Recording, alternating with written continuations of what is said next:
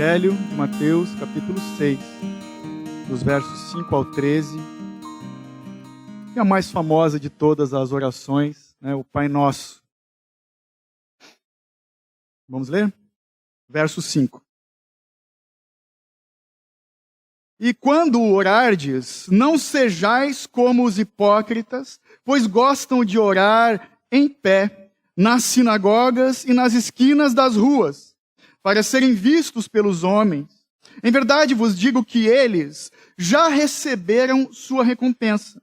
Mas tu, quando orares, entra no teu quarto e, fechando a porta, ora a teu pai que está em secreto, e teu pai que vê o que é secreto te recompensará. E quando orardes, não useis de repetições inúteis, a exemplo dos gentios, pois eles pensam que serão ouvidos pelo muito falar. Não vos assemelheis a eles, pois vosso Pai conhece de que necessitais antes de o pedirdes a Ele. Verso 9. Portanto, orai deste modo: Pai nosso que estás no céu, santificado seja o teu nome, venha o teu reino, seja feita a tua vontade, assim na terra como no céu. O pão nosso de cada dia nos dá hoje, e perdoa-nos as nossas dívidas, assim como também temos perdoado aos nossos devedores. E não nos deixes entrar em tentação, mas livra-nos do mal, pois teus são o reino, o poder e a glória para sempre. Amém. Eu leio na versão, agora que eu descobri que é a queridinha, então, da igreja, ao meio do século 21. Irmãos, por que naquela época eu escolhi esse texto e por que hoje eu trago ele de novo, boto ele na mesa? Porque eu entendo que uma igreja, uma comunidade que se diz cristã, um grupo de pessoas que se intitulam cristãos, eu e você precisamos ser conhecidos como aqueles que caminham de joelhos, aqueles que oram a Deus. Então nós vamos falar da importância da oração. João Calvino comentava que a oração é o principal exercício da fé. O principal exercício da fé. E antes de nós irmos aqui para os pormenores, deixa eu te fazer uma pergunta. Temos alguns irmãos que não são aqui de Blumenau, a maioria do pessoal é de Blumenau, temos irmãos de Indaial, de Gaspar também. Mas você já percebeu como que nos últimos tempos a quantidade de academias, o surgimento de academias nesses últimos 2 anos, vamos dizer assim, em Blumenau eu não consigo nem contar quantas academias tem. E é muito comum nessa época de fim de ano as pessoas correrem para a academia para fazer exercícios, talvez no ímpeto de se apresentar melhor no verão, né, que a gente usa roupas mais leves e vamos para a praia e tal.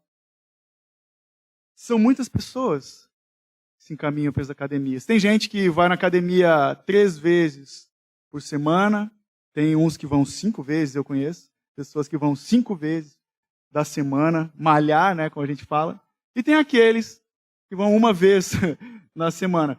Deixa eu confessar o meu pecado para vocês. Essa semana passada, fiz a minha inscrição de volta, porque nós lá em casa entendemos que precisamos de atividade física para manter uma vida saudável. Eu fui essa semana 1 vez na academia. Estou todo doído, irmão, mas foi uma benção. Estou voltando lentamente. Mas o Senhor vai me ajudar. Então, assim como as pessoas, como nós entendemos da importância da atividade física, né, cuidar da alimentação, da atividade física, isso é sinônimo de saúde, a oração na vida do cristão é fundamental para a nossa saúde espiritual, uma vida espiritual saudável. Porque nós podemos, inclusive, dizer que a oração é o respirar do cristão.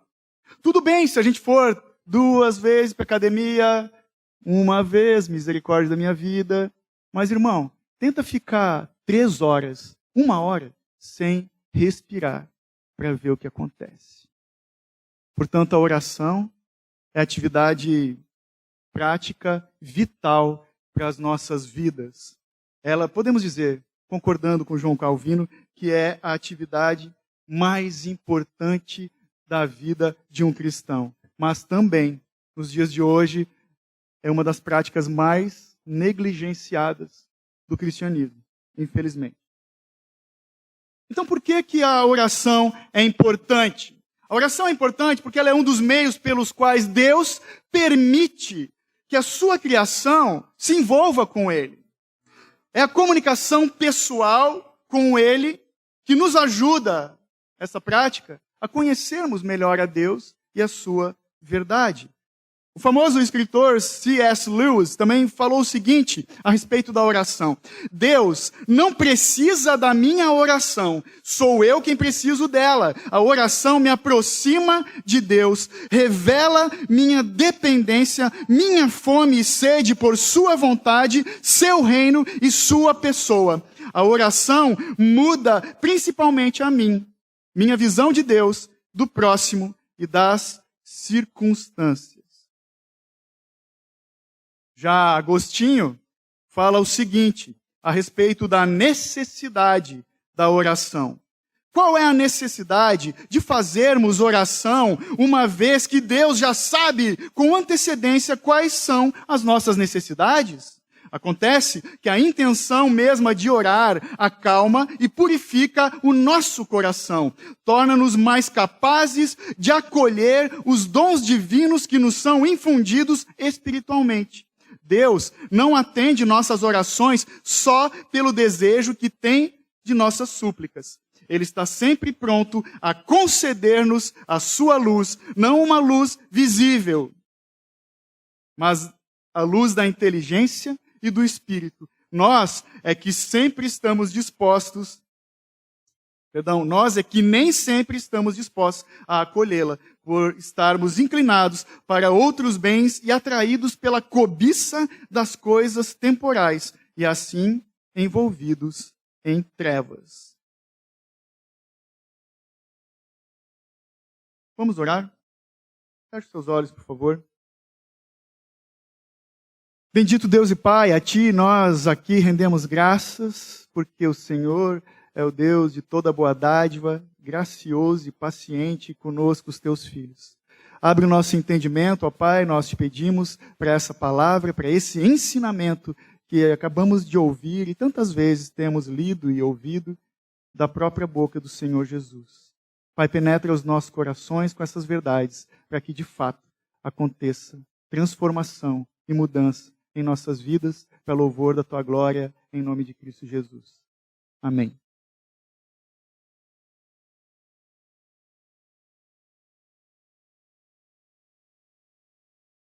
Essa oração, esse texto, está aqui em Mateus, nós encontramos também no Evangelho de Lucas. E é curioso que ali nós lemos em Lucas os discípulos pedindo para Jesus: Senhor, ensina-nos a orar. Então, o contexto é que Jesus está ali falando para muitos discípulos que estão junto com os 12, e essa oração do Senhor, o Pai Nosso é conhecido como a oração do Senhor, ela está no coração do sermão do monte que foi proferido por Jesus. Nas Institutas, Calvino, é a maior parte do capítulo 20, onde ele trata sobre oração e ele dedica tempo no estudo analisando versículo por versículo dessa oração. Sim, é um assunto muito importante. É bacana falar muito, né? Muito importante para as nossas vidas. Como eu falei antes, vital. Saiba que enquanto eu prego aqui, é como se eu estivesse sentado com vocês. Porque Jesus ali, no contexto, está falando para os seus ouvintes. E eu sou um desses, me coloco juntamente com vocês. Olha que interessante. Os versos 5, 6 e 7... começam ele dizendo o seguinte: e quando orardes, no 6, mas tu, quando orares, e no 7 também, quando orardes. Então, Jesus ele não está falando, olha pessoal, se vocês forem orar, não, ele está falando quando. É um fato, não é uma condição, se vocês tiverem afim de orar, tudo bem, não, ele diz quando, ou seja, tem que ser uma prática, tem que ser um hábito de todo aquele que é discípulo de Jesus, de todo aquele que se diz cristão. o hábito da oração. Nós então encontramos aqui no escopo desse texto, nos versos 5, ele diz como não orar, porque ele fala dos hipócritas que gostavam de orar em público e nas sinagogas, batendo no peito e alto para que todo mundo ouvisse. Então não devemos orar dessa forma, com hipocrisia, a exemplo dos fariseus. No verso 6, então, veja comigo, leia de novo, por favor. Mas tu, quando orares, entra no teu quarto e fechando a porta, ora a teu pai que está em secreto, e teu pai que vê o que é secreto te recompensará. Então, verso 6 fala onde devemos orar. No contexto, quando ele traz essa expressão quarto, fechado, no original, ele está se referindo à única peça da casa de dos judeus daquela época ali, que tinha porta com uma tranca. E essa peça era dispensa. E não tinha janelas. Esse é o exemplo, a ilustração que Jesus traz. Então, quando você for orar, te tranca na dispensa, onde você vai estar longe dos espectadores, longe dos olhos de homens. Só o Senhor te vê naquele lugar. Mas trazendo para a nossa realidade, eu e você, a gente não vai se trancar num cofre para orar. Ele está dizendo que nós, aqui na nossa realidade, quando nós formos orar, no nosso momento de oração, eu e você, meu irmão, nós precisamos nos livrar de tudo aquilo que atrapalha a nossa concentração, a nossa verdadeira comunhão com Deus. Um bom exemplo é eu e você nos trancarmos no nosso quarto sem o bendito do celular. É uma boa prática nós fazermos isso. Então, no começo desses versos, Jesus, ele fala, olha, quando vocês forem orar sozinhos é dessa forma. Mas a oração do Pai Nosso é uma oração coletiva. A gente vai falar disso. Já o verso 7, de novo, quando, ele diz como devemos orar. Olha o 7 comigo. E quando orardes, não useis de repetições inúteis. Algumas versões falam vãs repetições, a exemplo dos gentios, pois eles pensam que serão ouvidos pelo muito falar. Isso aqui era um costume pagão, de ficar repetindo, meio que um mantra, né? Tem gente que gosta de mantra. E ele fala, não é isso. Porque já no Antigo Testamento, na época de Elias, lembram lá que Elias desafiou os profetas de Baal e Deus mandou fogo do céu e queimou todo o holocausto e lambeu a água em volta da oferta. Mas antes disso acontecer, aqueles homens, aqueles profetas de Baal, ficavam numa repetição. Responde, Baal! Responde, Baal! Responde! Essa era a oração deles, só isso. Então Jesus está falando, cara, não adianta ficar repetindo palavras sem nexo. Paul Washer diz que a oração não é uma simples conversa com um amigo, que também não é uma simples conversa de um filho com o pai. Toda vez que eu e você formos orar, nós temos que ter na nossa mente que nós estamos nos dirigindo ao Rei da Glória, com zelo, com temor. Nós temos que orar. Então, a oração do Pai Nosso, ela não é uma simples repetição, mas são tópicos básicos que devem permear as nossas orações. Aqui nós vamos ver nessa oração, nesse modelo que Jesus nos dá, exatamente pelo que devemos orar. Ah, pastor, mas aqui mesmo na igreja a gente já repetiu todo mundo orando, estava em pecado, mudou alguma coisa? Não, irmãos, não tem problema nós lermos um texto bíblico em tom orante, como foi feito aqui nos Salmos, como nós podemos orar os Salmos, mas o que Jesus está ensinando não é uma reza. São os tópicos, os elementos que devem conter as tuas e as minhas orações. Então nós encontramos nesse texto 6 petições. Do verso 9 até o 13, nós encontramos 6 pedidos, ou petições. As 3 primeiras petições falam da glória do reino de Deus. E as outras 3 petições vão falar a respeito de nós. Mas vão falar de coisas que nós devemos pedir, que são necessárias para glorificarmos a Deus. Ele começa, então, veja o 9 comigo. Vamos por partes. Pai nosso que estás no céu. Veja, nós vamos só dar uma passada em cada um desses pontos, mas saiba que nós vamos voltar nesse texto algumas vezes. Já conversei com os presbíteros. O ano que vem nós vamos investir tempo em mensagens que tratam da vida de oração, para nos auxiliar, tá bom? Mas aqui então, voltando ao texto, Pai nosso que estás no céu. Ele está falando ao Pai que me amou, podemos falar, o Pai que me amou, me aceitou e me adotou por meio de Cristo. Porque nós mesmos, sozinhos, não podemos denominar Deus de Pai. Nós nos achegamos a Ele porque nós fomos feitos filhos pela graça de Deus, mediante a obra do Filho amado de Deus, que é Jesus. Então, quando nós falamos Pai Nosso, que estás nos céus, Pai Nosso, nós estamos pedindo em nome de Jesus. Pai Nosso, meu Pai, Pai de Jesus, nosso Pai. Nós estamos falando em nome de Jesus, que é o nosso mediador, o nosso intercessor. Por que ele usa a expressão nosso? Por quê? Porque o povo de Deus é uma grande família. Nós somos os filhos de Deus. Deus é Pai de todos os cristãos. Pai nosso. Antes ele deu o exemplo da nossa prática sozinho, íntima de oração. Agora ele amplia como a comunidade, como o corpo de Cristo, como a igreja, os filhos devem orar. Pai nosso, Pai nosso.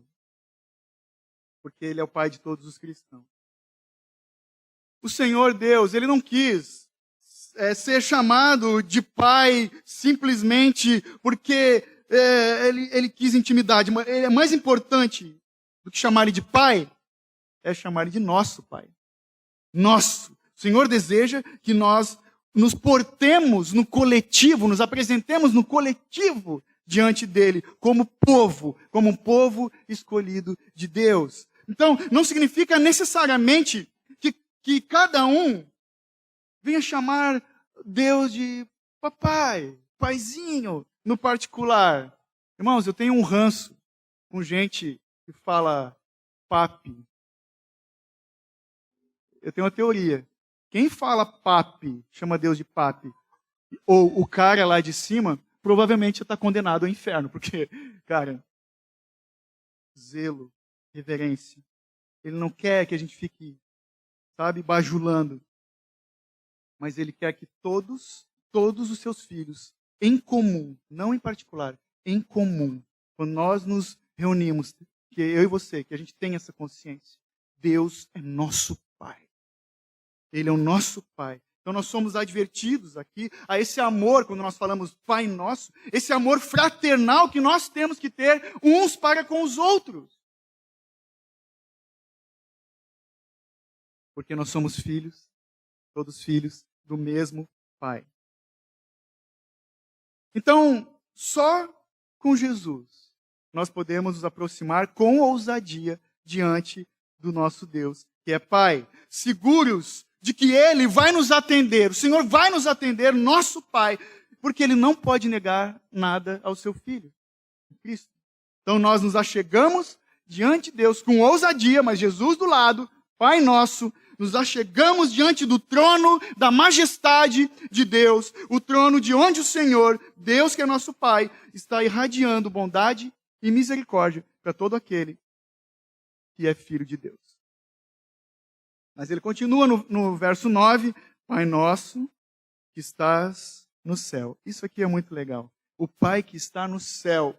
Fala de um Pai que está acima de todo e qualquer pai dessa terra. Fala de que é o mesmo que nós, quando nós falamos que está no céu, é o mesmo que declararmos que Ele é conhecido, Ele tem que ser conhecido pela sua grandeza, pela sua profundidade infinita, pela sua essência incompreensível, pelo seu poder inenarrável e por a sua imortalidade eterna. O Pai dos céus.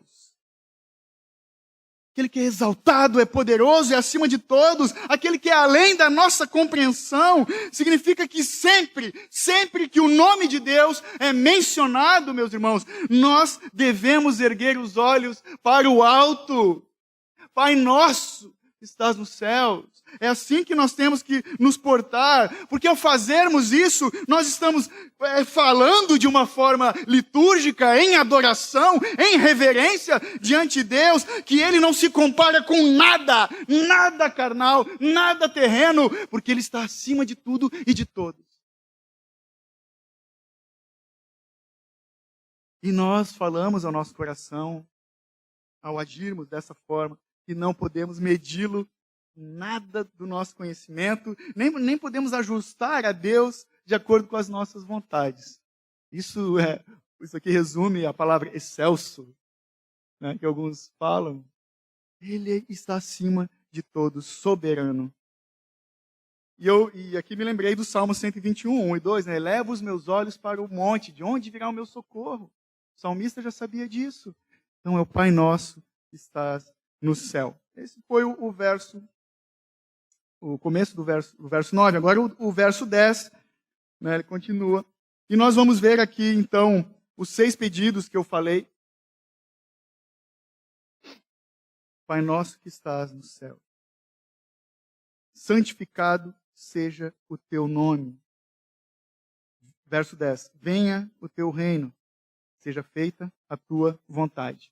Os primeiros 3 pedidos falam do o teu nome, o teu reino e a tua vontade. E os outros 3 pedidos lá para baixo vão falar do pão nosso, do perdão nosso e da proteção nossa. Teu, tua, nosso e nossa. Então ali no verso 9 ainda, santificado seja o teu nome. Sabe que mencionar o nome de Deus é prestar adoração a Ele. Você sabe, o judeu, ele não falava o nome de Deus, Yahweh, Yahvé.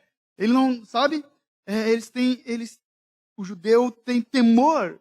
Alguns que gostam do judaísmo, não sei se você já percebeu, na internet a gente vê isso, vai escrever a palavra Deus, aí bota D-T-U-S. Tipo, nós não somos dignos de escrever ou de mencionarmos o nome de Deus. O nome de Deus que é o grande eu sou. Então, quando nós mencionamos o nome de Deus, enquanto filhos, nós estamos prestando adoração a Ele. Santificado seja o teu nome, diz que nós poderíamos traduzir, teu nome seja glorificado na minha vida e nos meus relacionamentos. Deus, faz o teu nome santo na minha casa, na escola onde eu estudo, na faculdade, no meu trabalho e inclusive na igreja, seja o nome do Senhor santificado. É claro que quando o texto fala santificado, Jesus fala santificado seja o teu nome, isso não significa que nós podemos aumentar ou diminuir a santidade de Deus. Isso é impossível. Ele é imutável. Não é isso. Mas com isso, santificado seja o teu nome, nós declaramos que todas as pessoas devem reconhecer, reverenciar e exaltar a santidade de Deus. Por quê?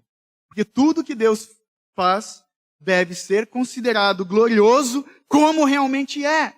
Tudo que Ele faz é glorioso. Se Deus castiga, nós o consideramos justo. Se Deus nos perdoa, Ele é misericordioso. Se Ele cumpre as suas promessas, Ele é fiel. Então, dessa forma, nós vemos que a oração contém ação de graças, porque uma vez que nós pedimos que o nome de Deus seja santificado, nós estamos atribuindo louvores a Deus por seus benefícios. Então nós defendemos ao fazer isso e sustentamos que tudo pertence a Deus. Reconhecemos e proclamamos as suas graças, as suas bênçãos a nosso favor. E por tudo isso, Ele merece ser considerado santo. Como o presbítero Leandro gosta de falar, santo, santo, santo. Então, santificado seja o teu nome. Ao fazer isso, ao tratarmos a Deus com temor, com reverência, com zelo e engrandecido em nossas orações, nós reconhecemos que a sua glória está gravada em todas as coisas, em toda a criação. A glória de Deus está gravada, tem o toque de Deus em todas as coisas. A glória de Deus está brilhando para louvor da sua glória. Então, por isso, os louvores a Deus devem ressoar nas nossas mentes e corações. Se você não tem ainda um livro, se chama Os Atributos de Deus, de W.A. Pink, né? Atributos de Deus. Procure. E lembrando disso, de nós entoarmos louvores, falar da santidade do nome de Deus e da pessoa de quem Ele é. O salmista também nos ensina o final de todos os salmos, né? Lá no Salmo 156, você vai se lembrar, ele fala, encerrando o livro todo de salmos, todo ser que respira, louve ao Senhor. A segunda petição que o verso nos traz é: venha o teu reino. Pois o reino de Deus não é comida nem bebida, mas justiça, paz e alegria no Espírito. É o que nos diz o apóstolo Paulo em Romanos 14, 17. Então o reino de Deus, ele vai se completar na volta de Cristo. Mas nós vivemos aquela mesma tensão do já e ainda não, que nós falamos, né, diversas vezes aqui. Né? Somos salvos? Já, mas ainda não. Porque na glorificação vai se completar. Assim também é o reino de Deus. O reino de Deus se estabeleceu na terra, na plenitude dos tempos, a Bíblia fala. Quando Jesus pisou nessa terra, o reino de Deus se estabeleceu. Mas ele ainda não se concretizou como ele é, como ele há de ser. Então, ele sim é estabelecido, mas ainda não. Porque o reino de Deus, ele é a sua direção, é a direção de Deus, é o seu governo para nós, os eleitos de Deus. E ele é testificado em nossos corações pelo Espírito Santo e demonstrado a nós pela generosidade de Deus e a sua misericórdia. Misericórdia por esse microfone aqui também. Então é o Espírito Santo quem testifica dessas coisas do reino de Deus nas nossas vidas. Então, quando nós falamos, venha o teu reino, falando isso, é também um ato de lançar, quando o reino de Deus vem, ele é um ato de lançar no abismo todo aquele que não se sujeita à sua autoridade. O reino de Deus é estabelecido para os filhos, para aqueles que pertencem ao reino de Deus, e ele divide, lança fora aqueles que não são, aqueles que não reconhecem a majestade, a glória de Deus. Então, por isso, como esse reino de Deus ainda está em desenvolvimento, podemos dizer assim, nós devemos orar pedindo para que venha assim o reino de Deus. Rogamos ao Senhor que Ele multiplique o número de crentes que celebram a sua glória em todas as suas obras. Pedimos para que Deus derrame mais da sua graça, suprimento da sua graça sobre as nossas vidas. Podemos pedir. Nós pedimos também que aos que Ele já chamou e reuniu em seu reino, Ele distribui e multiplique cada vez mais de uma forma abundante ou superabundante, como diz Romanos 5:20, a graça de Deus sobre aqueles que já são do reino. Graça, Senhor, me dá graça, me dá misericórdia de mim, graça. Podemos pedir o reino de Deus sobre as nossas vidas, pelos irmãos. E também nós podemos pedir a Deus por um número maior de súditos, para que Ele faça brilhar essa luz da verdade todos os dias, para dissipar, quanto mais crente melhor, reluzindo nesse mundo, o Senhor age fazendo dissipar, dissolver Satanás e suas mentiras, as trevas e o reino do diabo de uma vez por todas. Quanto mais crente melhor. O Senhor desperta aqueles que dormem. A respeito da expressão, venha o teu reino, Agostinho diz o seguinte: pois do mesmo modo que a luz, ainda que presente, não se irradia para os cegos e para aqueles que fecham os olhos, assim também o reino de Deus, ainda que permanente na terra, está oculto para os que não o conhecem. Então, enquanto nós somos testemunhas vivas, né? Martírios, testemunhas vivas de Cristo. Nós somos súditos do Rei dos Reis. Nós temos que resplandecer a luz de Cristo, evangelizando, proclamando o Evangelho de Cristo, sendo usados com compaixão, graça, sendo expressão do amor de Deus. Darmos vista aos cegos, podemos dizer, despertarmos aqueles que dormem. O terceiro pedido do texto, no verso 10, ele fala: seja feita a tua vontade, assim na terra como no céu. Então aqui nós pedimos que Deus governe tudo na terra. Tudo é dele, tudo pertence a ele. Que ele venha governar a terra conforme a sua bondade, assim como ele faz no céu, seja feito na terra. Nós pedimos que ele encaminhe todas as coisas para o resultado que ele considera bom. Quem lembra daquele filme O Todo-Poderoso? O primeiro, teve 1 e 2. Jim Carrey. O Jim Carrey era Deus. Ele respondeu sim para todos os pedidos de oração. Lembra disso? O que aconteceu? Deu muita confusão. Então, mesmo quando Deus, a resposta do Senhor para nós é não, o não de Deus é bom. É bom. Ele considera bom. Então, quando nós fazemos essa oração, seja feita a tua vontade, cara, só isso aqui já é vamos botar entre aspas aqui, uma filosofia que bate de frente, vai totalmente contra o que é pregado, o que é ensinado aí fora. Né? Venha a mim o meu reino, seja feita a minha vontade. Não. Aqui está falando de nós nos colocarmos no nosso lugar. De nós reconhecermos que Ele é todo-poderoso e que nós não somos nada. Então, quando a gente faz isso, nós estamos renunciando. Seja feita a tua vontade. Estamos renunciando todos os nossos desejos, as nossas cobiças, e estamos abandonando, deixando de lado os nossos sentimentos, os nossos afetos. Nós estamos pedindo para Deus que Ele não permita que as coisas aconteçam segundo os nossos apetites. É uma oração muito sábia. Seja feita a tua vontade e não a minha, né? Nós pedimos isso, quando fazemos isso, estamos de acordo, concordamos, confiamos e esperamos. E tudo o que Ele vê e o que Ele sabe é bom. Ele faz todas as coisas para louvor da sua glória, de acordo com as coisas que lhe agradam. Um exemplo, lá em Isaías, agradou ao Pai moê-lo, falando de Jesus. Terrível, mas foi bom para mim e para você.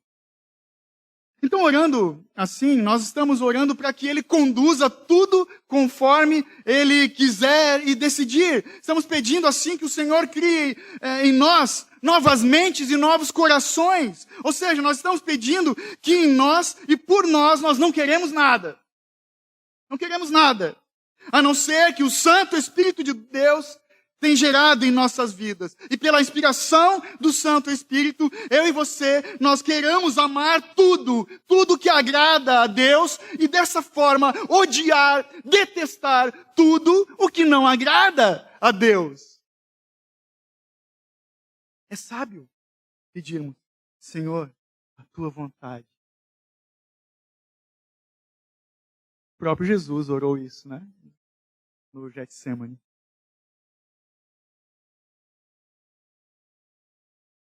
E ao orarmos isso, da vontade de Deus, nós estamos falando, resumidamente, que o nome de Deus seja adorado, servido e glorificado na terra, como é nos céus. E agora o texto vai para os outros 3 pedidos: pão, perdão e proteção, que segundo o próprio Mateus, lá em Mateus 6,33, são consideradas coisas secundárias, porque saiu da própria boca de Jesus, quando ele disse: buscai primeiro o reino de Deus e a sua justiça. E as demais coisas, ou essas coisas, né, vão ser acrescentadas.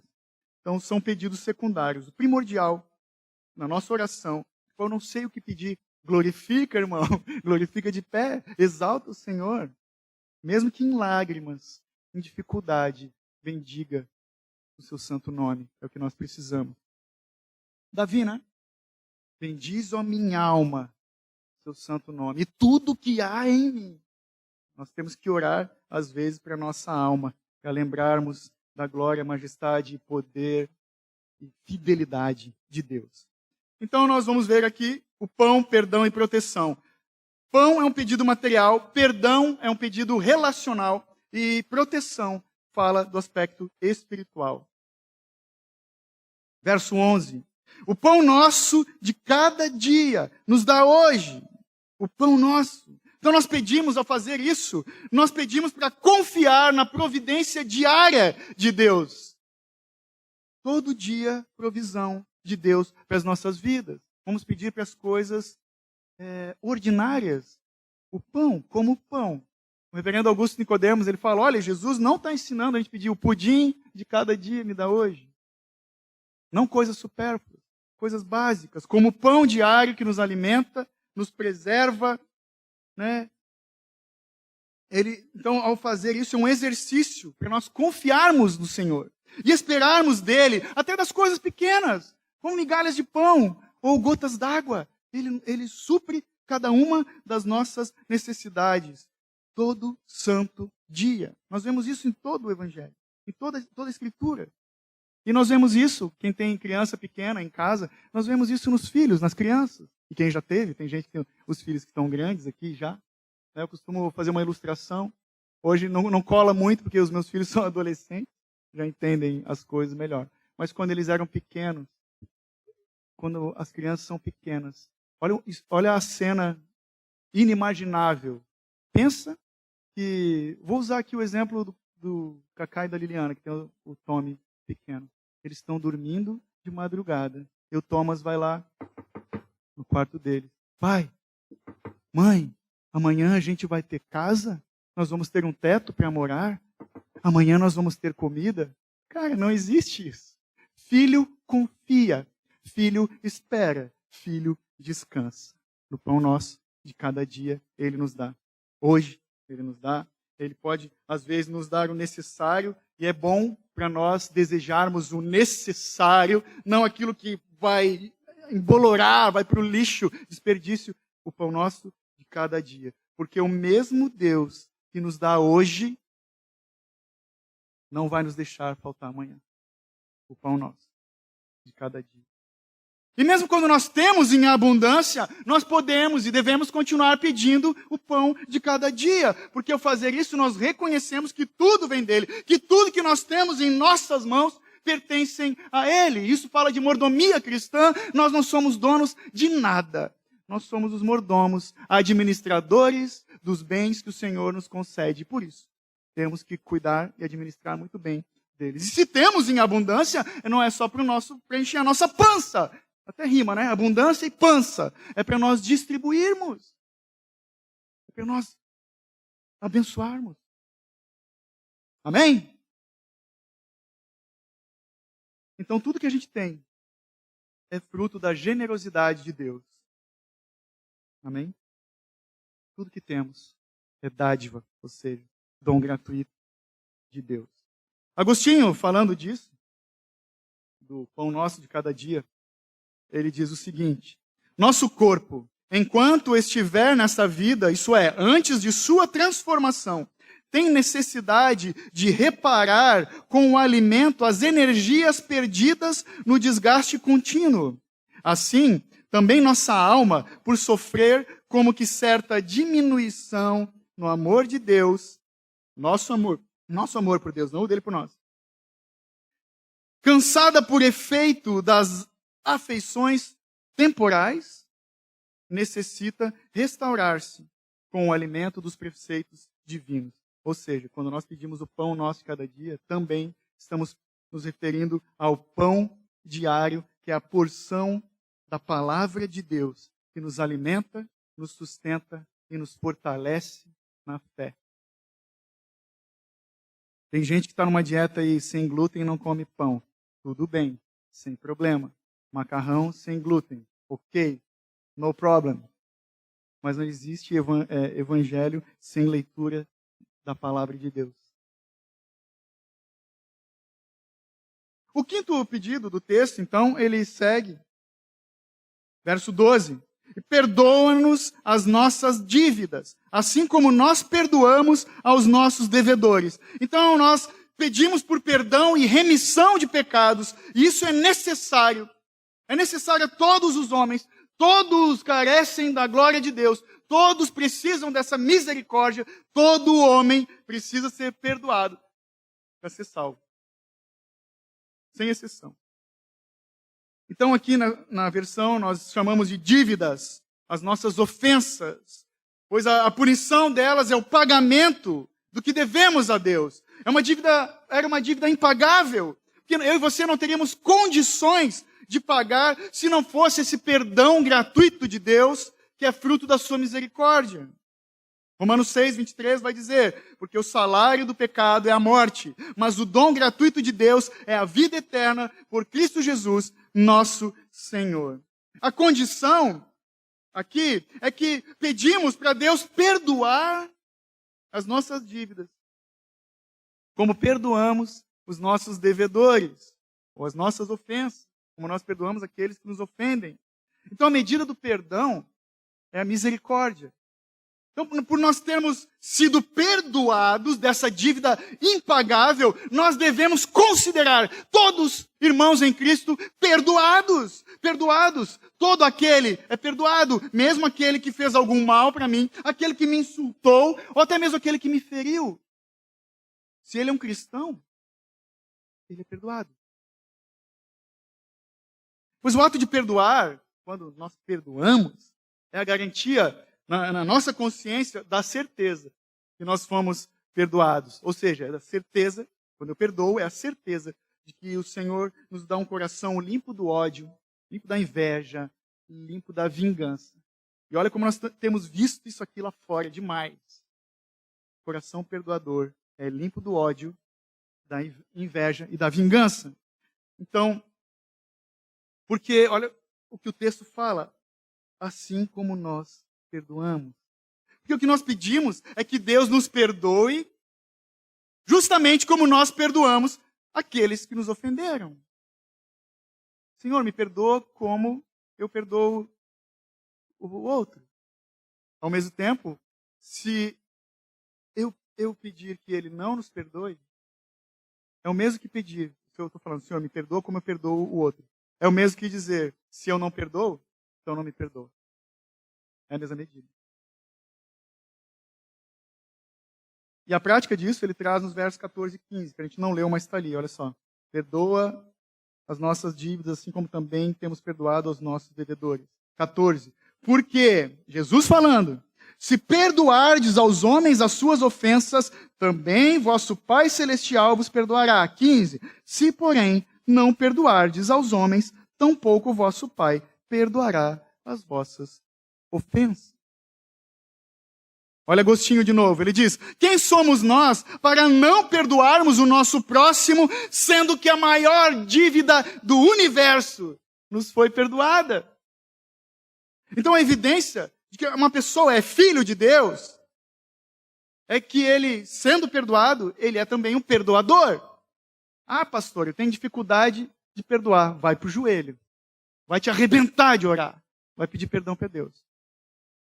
Ser perdoador é o DNA de todo aquele que é filho de Deus. Amém? E qual é a medida do perdão? Perguntaram para Jesus, lembra? 70 vezes, 7 vezes por dia. Faz a conta, isso no ano. Cara, a gente não tem opção. O cristão perdoa. É perdoador porque foi perdoado. O sexto pedido, verso 13. E não nos deixes entrar em tentação, mas livra-nos do mal. Não nos deixe cair em tentação. Ou entrar em tentação. Isso não quer dizer que o Senhor... Deus, me dá uma vida fácil. Nesse mundo a gente é muito tentado. Não quer dizer que nós vamos ser poupados das tentações dessa vida. Ah, mas então não adianta pedir? Adianta. Nós podemos pedir sim. Senhor, me livra da minha língua. Por exemplo, faz eu ficar quieto quando eu tenho vontade de retrucar ou de xingar. Senhor, refreia o meu teclado nas redes sociais, quando eu quero descascar o abençoado. Sabe, nós podemos pedir. Mas, poxa, por que nós temos tentações nessa vida? Pensa. Se nós não fôssemos tentados nessa vida, a nossa vida ia ser de muita paz e tranquilidade. E provavelmente, se não tivesse luta, né, irmão? Não ia ter vitória, diz alguns. Se não tivesse as tentações, eu e você provavelmente seríamos uns frouxos. Porque é na dificuldade que nós somos fortalecidos. O Senhor, então, Ele prova os seus eleitos no caminhar dessa vida. O nosso pedido é que o Senhor nos dê um escape. Quando Ele fala, não nos deixe entrar em tentação, mas livre-nos do mal.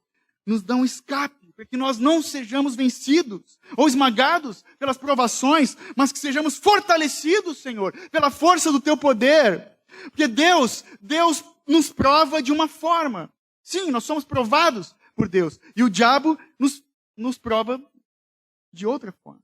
O diabo nos tenta para nos levar à perdição, para nos condenar, para nos confundir e para nos lançar no abismo da corrupção. Deus, ao contrário, Ele faz isso para experimentar a nossa sinceridade como servos, fiéis.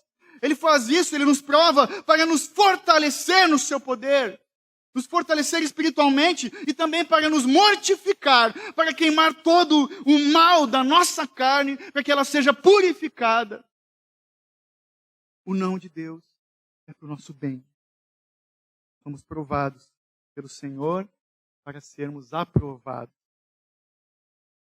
Também Paulo vai dizer em 2 Coríntios 12:10, porque quando estou fraco, então sou forte.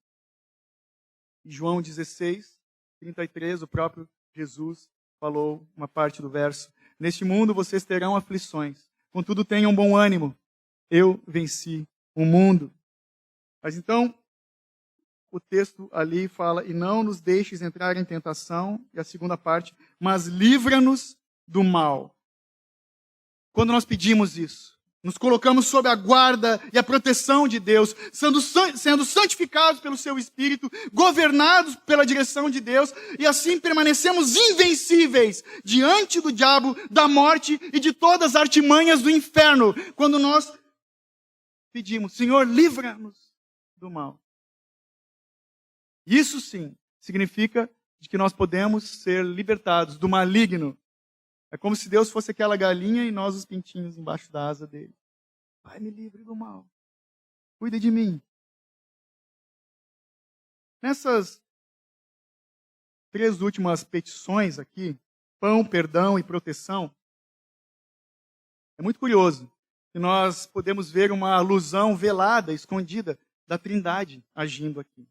Veja comigo. Porque a criação e a providência do Pai fornecem o nosso pão. A expiação do Filho, ou seja, o perdão dos nossos pecados, do Filho, assegura o nosso perdão. E o poder do Espírito Santo, que habita em nós, assegura a nossa proteção e o nosso triunfo. Não mais o Espírito do homem, mas o Espírito Santo habitando em nós. Então, diante disso aqui, nós temos que reconhecer dessa oração. O âmago aqui que Jesus está trazendo é da coletividade. Que nós devemos notar que o Senhor, Jesus, Ele quer que as nossas orações sejam guiadas pelo amor. Amor a Deus, amor ao próximo. O resumo de toda a lei. Ele não ensina o que cada um deve pedir, o que é bom para si, sem considerar os outros. Pão nosso, de cada dia. Perdoa-nos, livra-nos. Meu pão, meu perdão, nosso pão, nosso perdão, nossa proteção. O Senhor está nos instruindo a nós estarmos tão interessados pelo bem-estar do próximo quanto com o nosso próprio bem-estar. Isso é ser igreja de Cristo Jesus. De novo, lembrando a frase de João Calvino, a oração é o principal exercício da fé. Porque a vida de oração nos faz transbordar da graça de Deus, pois a oração é a prática dos ricos em misericórdias, dos confiantes no amor de Deus e dos cheios de esperança pelas coisas eternas. Essas questões, essas coisas vêm ao nosso coração quando nós oramos. E Jesus conclui ali, o texto conclui a oração. Na verdade, aqui, na tua Bíblia, dá uma olhada. Depois, ainda no verso 13. Pois teu são o reino, o poder e a glória para sempre. Amém. Está entre colchetes. Os escritos antigos não traziam isso. Então foi acrescentado, porque é uma doxologia. É uma doxologia e, na verdade, é um lembrete para nós, que pode ser dado como o resumo de tudo que Jesus está ensinando nessa oração. E por isso, hoje, na atualidade, nós encerramos dessa forma. Pois teus são o reino, o poder e a glória para sempre. Amém. Aqui, o autor, então, ele está nos trazendo uma doxologia, aquele louvor a Deus, pois teu é o reino, o poder e a glória para sempre. Amém. E aqui, nessas palavras, está o firme e tranquilo repouso da nossa fé. Como Paulo lá em Romanos 11, 36. Dele, por ele, para ele, são todas as coisas. Que segurança isso nos traz. Pois teu, Senhor, é o reino, o poder e a glória para todos sempre. Não tem fim. E o amém encerra. Então essa oração, você leu comigo, esse modelo de oração que o Senhor nos apresenta, ela é tão perfeita, que qualquer outra coisa que nós possamos acrescentar aqui não vai melhorar, não vai adiantar de nada. E não vai nos trazer benefício nenhum. Né? Tem gente que vai floreando, né? Que, cara, está diante da comunidade, da igreja. Leia o que está escrito. Não adianta a gente incrementar. Porque ela é perfeita. É a oração do Senhor, nos declarando tudo. Tudo o que é agradável a Deus, tudo o que nos é necessário e tudo que o Senhor quer nos dar. Em nome de Jesus. Amém. Irmãos, então, lembrando, você pode orar o Pai Nosso, desde que não seja uma vã repetição, uma reza. Podemos, com reverência, com consciência de que estamos fazendo, mas uma prática muito saudável é eu e você anotarmos as nossas orações. Como salmista, os autores dos salmos faziam. Nós anotarmos, você tem um caderninho em casa, eu sei que alguns já têm esse hábito, de nós anotarmos as nossas orações. Os puritanos faziam isso. E eles nos deixaram uma herança. Eu quero encerrar indicando esse livro da editora Monergismo, que chama O Vale da Visão, uma coletânea de orações puritanas. No seu momento devocional, você pode ler, compre esse livro, você pode ler e orar, e você vai ser muito abençoado. Nós podemos crescer nessa prática de oração, aprendendo com essa herança dos puritanos e também anotando as nossas petições diante de Deus. Eu vou ler a oração que se chama O Doador e com isso eu encerro. Pessoal do louvor, se quiser posicionar. O doador. Criador, sustentador e dono de todas as coisas. Não podemos escapar da tua presença e controle, nem desejamos fazê-lo. Nosso privilégio é estar debaixo da ação da tua onipotência, justiça, sabedoria, paciência, misericórdia e graça, pois tu és o amor com mais do que afeto paternal. Admiramos a tua bondade, ficamos espantados com o teu poder. Humilhamo-nos diante da tua pureza. Somente a descoberta da tua bondade pode banir o nosso temor, nos atrair à tua presença, nos ajudar a lamentar e a confessar os nossos pecados. Passamos em revista a nossa culpa passada e estamos conscientes de nossa indignidade presente. Bendizemos-te porque teus atributos e amor inabalável são essenciais à nossa felicidade e esperança. Demonstraste a nós a tua graça e misericórdia nas dádivas da natureza, na plenitude da tua providência, nas revelações da Escritura, na dádiva do teu Filho, na proclamação do Evangelho. Inclina-nos à salvação pelos teus meios, não buscando nada em nós mesmos, mas tudo em Jesus. Ajuda-nos a não somente recebê-lo, mas andar nele, depender dele, comungar com ele, segui-lo como filhos amados. Imperfeitos, mas ainda assim impulsionados adiante, não queixosos do serviço, mas valorizando o descanso, não murmurando nas provações, mas gratos pelas situações, e fazendo assim que possamos silenciar a ignorância dos tolos Amém?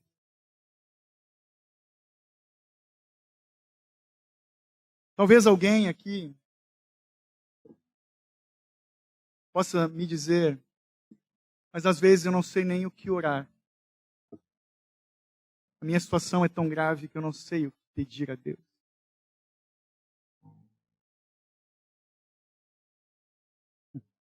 Spurgeon costumava dizer que as orações que sobem mais rápido, ou que penetram mais rápido o coração do Senhor, são aquelas que não têm palavras.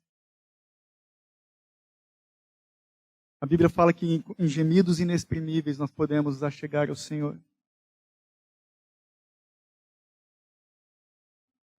Eu te incentivo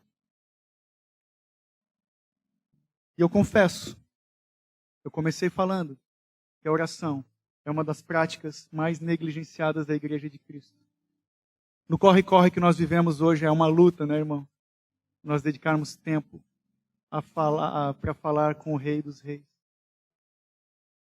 Eu espero que essa palavra, entre aspas, venha te incomodar, como tem me incomodado, a sair da zona de conforto, para que haja mudança em nossas vidas. É perigosíssimo nós começarmos os nossos dias no corre-corre, sem antes falarmos com o nosso Pai, que está nos céus. É perigoso. Spurgeon também falava que antes de nós nos colocarmos de pé diante dos homens, nós precisamos nos colocar de joelhos diante de Deus. Experimente isso. Comece o seu dia. Não importa, olha, Jesus não falou da quantidade. Irmão, fui para o monte, passei a noite em jejum e oração. Ele não fala disso, de quantidade. Ele fala de tempo de qualidade, no secreto. Você e Deus, eu e Deus. Defina um momento do seu dia para se render aos pés de Cristo, buscando Ele em oração. E que isso seja um hábito nosso, um hábito meu e teu, de todo santo dia. Que o Senhor tenha misericórdia de nós e nos ajude nesse bendito hábito da disciplina na oração, em nome de Jesus. Antes de orar, quero lembrar, toda primeira sexta-feira do mês, nós temos a nossa reunião de oração aqui. Todos são muito bem-vindos. Anteontem tivemos. Foi muito bom. Louvado seja Deus. Amém? Se coloque de pé no seu lugar, por favor.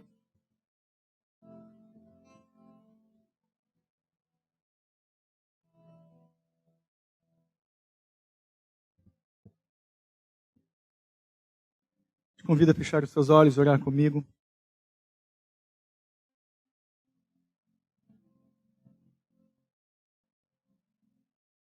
Pai, obrigado pela tua palavra bendita e santa, que nos exorta, que nos desperta, que nos arranca da nossa zona de conforto. Perdoa-nos, Senhor, quando nós andamos independentes, quando nós deixamos de derramar os nossos corações diante da tua presença.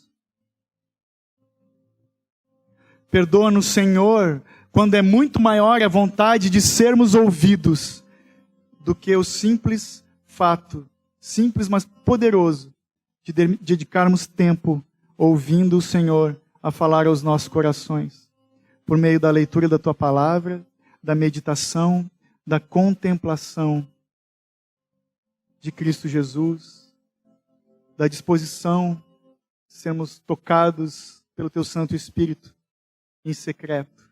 Pai, ajuda-nos nessa disciplina.